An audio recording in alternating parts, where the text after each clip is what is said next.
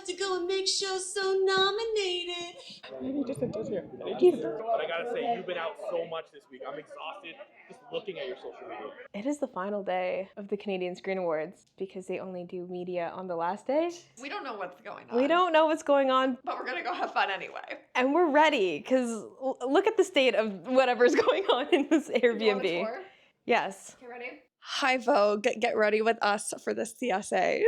We have our professional lighting to do our makeup in. We have our sultry voice brought to you by Too Many Espresso Martinis with Tequila. We have enough makeup to do all the glam of Canada's Drag Race. Shout out to all the PR companies that sent over some cute stuff. Juicy Tubes, YSL, Urban Decay. We have tripods on tripods to film. We have a bread that I can't eat. Super cute. We have expired coffee creamer. This is the glam life everybody dreams of. Come this way. We have one Bruno Mars little fun vinyl to listen to. Of course, the Dyson to give us the Farrah Fawcett bangs. Well, Vogue, it's been fun. Don't call me, I'll call you. And I came, I guess, so prepared. I'm moving in. I brought a suitcase. I live, I don't know, down the street. I also brought ramen. Hell yeah. Yeah. Starting off with my getting ready, I'm going to use the Dyson to add a little something to my hair. And then I brought my own round brush to do whatever I'm doing with the bangs because these are new. I don't know how to use them yet. Okay, this is the final hair for now. I will be wearing headphones most of the day, so we'll see how it turns out. I probably will put this back in. Cool. That's so hot. So, like, the whole premise of Freaky Friday stuff is like they go to this restaurant and it's like a Chinese food restaurant and the family that runs it is like a Chinese family that speak English with like these incredibly thick Chinese accents and like they're in a way that Western media usually like makes Chinese accents so like thick and like saying words and like forming sentences in like very specific like quote unquote improper English ways. Like it's very much that kind of script and like oh no. So they get fortune cookies and the fortune cookies have like magic. It's like never really explained and then they wake up the next day and they've switched bodies. And the whole thing is like the daughter like at the restaurant. I feel like I kind of remember like trailer clips of like the fortune cookie thing. So then when, I'm saying recently, like since Manny Jacinto was announced as part of the response to that, and like in the immediate press for it was like that part of what this movie is trying to do is right the wrongs of like the racism in the first movie. And then Manny Jacinto had an article explaining how when like I don't know if like he learned about it or they approached him like in whatever circumstance in which he ends up like on a Zoom or in the room with like the directors, he had like a lot of questions about like what is the intention here? Like he's the love interest to Lindsay Lohan, right? Like that's how the movie starts. So it's like trying to make up for. Oh my god. I'm genuinely excited to see what this press tour for Freakier Friday is like and how they structure it and if it's gonna be like I think like a lot more of those questions are gonna come in about like Manny's role in the film and how they're like making up for like the past stuff and it's just like and then all of Lindsay and Jamie's questions are just gonna be nostalgia and then Manny is going to do all of the emotional labor. Yeah. My mind is blown. What? My mind is blown. Okay.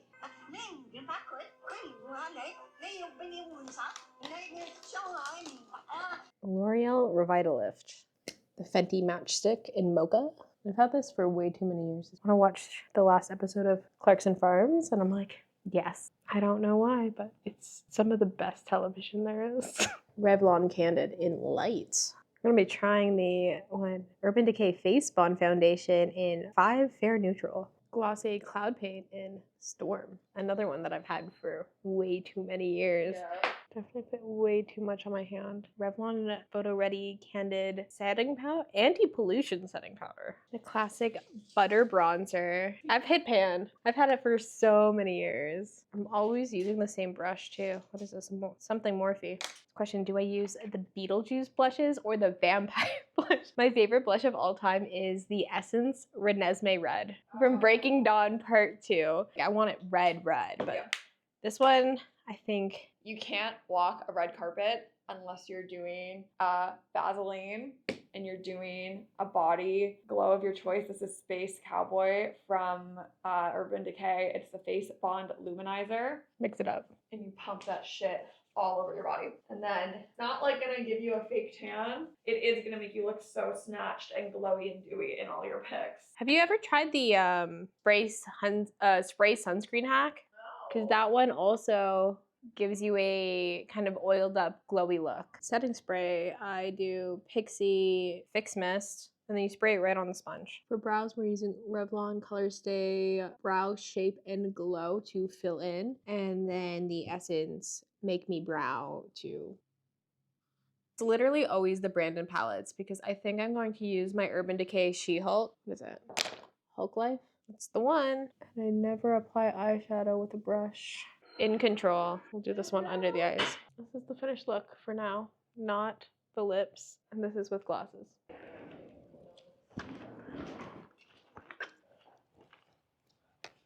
Oh yeah.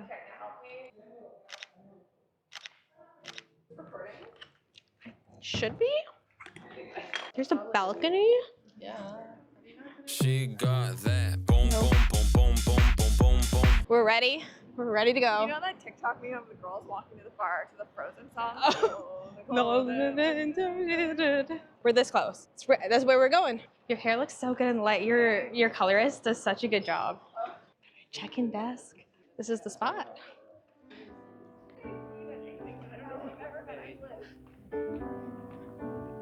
Yeah, that's great. Yeah.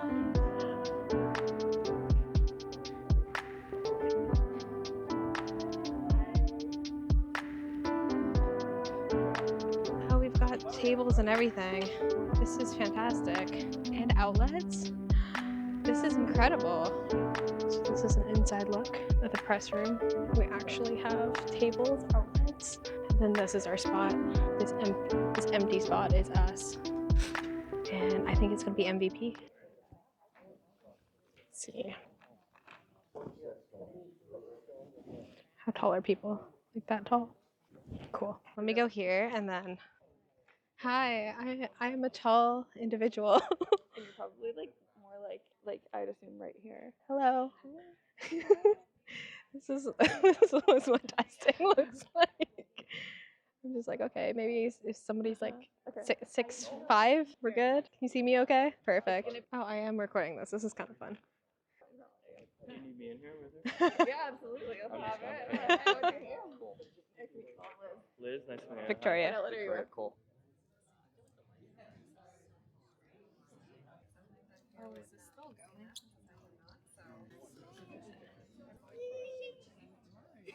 I feel like we're like a Wait. jazz band. We all do this. Perfect. That's a thumbnail. That's a thumbnail. Anna's here and I'm gagged.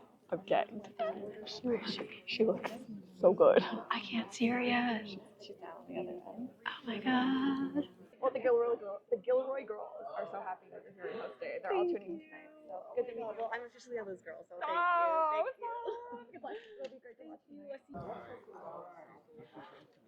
Bowman just walked by. Yeah. Bowman, come say hi. Hi. Go back.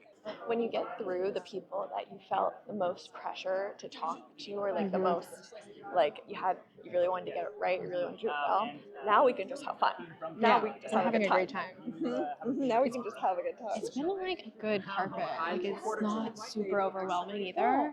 And people are excited to talk and have conversation because like sometimes people aren't actually like eager to talk. And we had my favorite moment, which is someone said to us they had never been asked that question. That's all they ever want to hear. Maybe just sit here. He's so where I'm. God, why am I so short? No, I see. I see him. We got eyes on Manny. The cheekbones on that man. Thank you. Look, I'm trying my best, but I gotta say, you've been out so much this week. I'm exhausted just looking at your social media. Partying with the leading lady of this country. Yeah. Okay, what a dream. That powder blue. Oh my god. Take that down. We're good. We're good. Now we charge up. I think. Yeah, for real. That's what we're doing. Just force this down. Okay. We're doing good. I think we're doing good. We've got it. Well, you see stories of, like I just saw even yesterday or today, sponsors pulling out of Pride, and it just makes it feel that much more important now. I feel like the show is more important than ever because I do feel like we are under attack. And drag is a form of resistance and it's a protest. So this is a protest. Pride is a protest. So us queer people living in their joy, being happy on TV, thriving, finding themselves is a protest. And it's a showing that we aren't going anywhere. Since the last Canadian Screen Awards, there was a story about a bar in Newfoundland that was underpaying their drag queens for their performances. And I think $37.50. talk about it.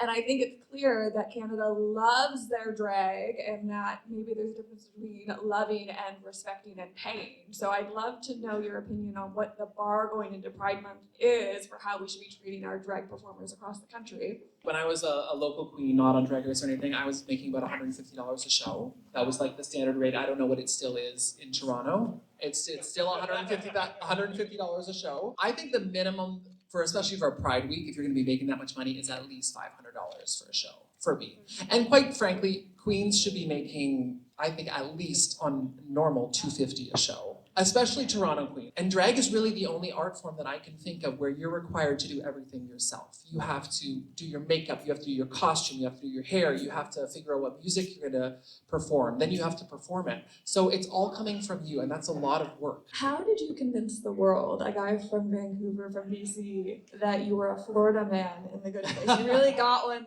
over all of us here. Can you talk about some of your comedy influences, maybe from Canada? It's funny because I saw when I was accepting the award, I could see Will Sasso right in front of me. I just remember watching Mad TV as a kid.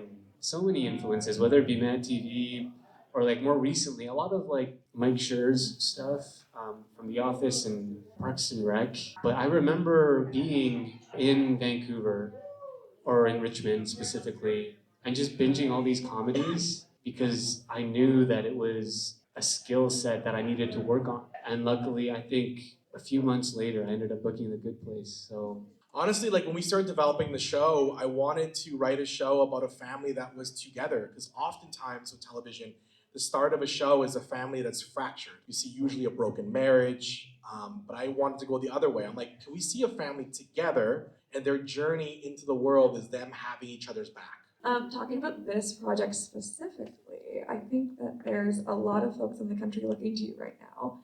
And a win like this, they're going to see you and go, what's next for her? So can you talk about what this project meant to you? It has been a really exciting year. I'm being humble. No, I'm kidding. It has been a really exciting year, and I feel so lucky and so grateful. And, going to continue with North of North and continue to expand that world and what we were able to accomplish with North of North in terms of developing infrastructure in the North and creating the possibilities to continue telling these kinds of stories, and whether it's in fiction or nonfiction, giving Indigenous people, and with North of North specifically Inuit, the power to tell their own stories has been incredibly special. So excited to keep the ball rolling with a second season.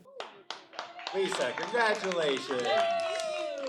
Do I touch this while I'm like in hosting mode? Do I hold it? No, I just leave it. That would be more normal. You're the first person to do that. You're Edmonton's own Lisa Gilroy.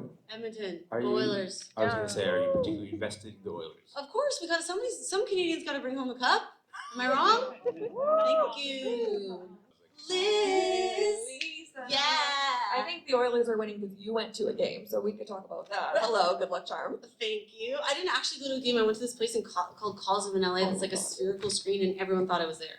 Incredible. It's a magic You got trick. me. Canada is kind of known for creating improv comedy legends. So I would love to know, besides yourself, are there any Canadian improv comedians that you are loving that have inspired your work? Colin Mockery, I would kill and die for. Yeah. Quote me on that. I'll do it. Well, I'll tell you, I had an Avril Lavigne joke that got cut due to legal issues. Why'd you have to go and make shows so nominated? Because I watched and I loved what I watched because I loved. It got cut for good reason. So I was like, What's everybody having in their little boxes? Little cupcakes? 2015, you're the host of The Zone. 2025, you're the host of Canadian Screen Awards. Can you believe 2035, what are you doing? Dead. Can't get better than that. Nowhere to go. We're done. I think we're wrapping the vlog, probably. Oh my god, that was insane. Our table is actually, where is it? We got tripod. We half packed up, but we had 6 cameras going. And every allergy known to me and Liz. So good. Okay, I'm camera we have to drive, lens, like, in an hour with all these. camera. We have chairs and tables and Kill this. We're good. We're good. We're good. We're killing it. can you believe it's over as fast as I know that marks. crazy? That's a wrap. That's a wrap, baby. If you like this video, please like, comment, and subscribe. So we can cover more Canadian content for y'all, Exactly. just like tonight. We have CSAs, we have TIFF. It was incredible to see so many Canadians celebrated tonight. And Americans. It is a global affair, and You know what? Why not, right? yeah. And But it was honestly like that was so magical. It was so fun. it was impeccably run today too. Yeah, it was lawless. I've never been in a press room that I felt more comfortable in. And like the carpet was tight, but like what red carpet isn't super tight and like it's literally the most magical time ever with you shooting because I feel like it's just you're the most competent, the most talented. You understand literally everything. It's just such a flawless like I never have to worry. I think just my love favorite you so part of bad. all the night was everyone fangirling over you. Stop it. Stop This woman is going to be the face of Canadian pop culture. We're getting a nomination next year and we're fucking winning. That's all I'm gonna 100%. say. We're fucking cooking this year, guys. Who knows? This is the year. I'll submit a vlog as a short film doc. Like why not? Because and you know what's the most fun part about it all? We're gonna look back on this vlog and be like, if only we knew that only night. we knew. If only we knew that night what was fucking coming for us. Oh my god. You're gonna be like the after midnight of like Canada, right? Like I feel like that's the vibe. That's where we're going, babe. It's gonna The be so chicken good. chop date of Canada, the after midnight of Canada. The Liz of Canada. They're gonna say we need a Liz in No, America. we need that. Yeah, we need a Liz in America. We need Liz in the UK. We need a Liz in Australia. And there's no Liz without Vic. I love you so bad. I'm here to support This was so love fun. and film content. And it's so Pride much fun. Month. It's Pride Month. Happy Pride. God, the drag queens are so gorgeous. Good. Oh my god. So good. I love. Like they always look good, but They, like yeah. they really looked good tonight. Jesus. Bye.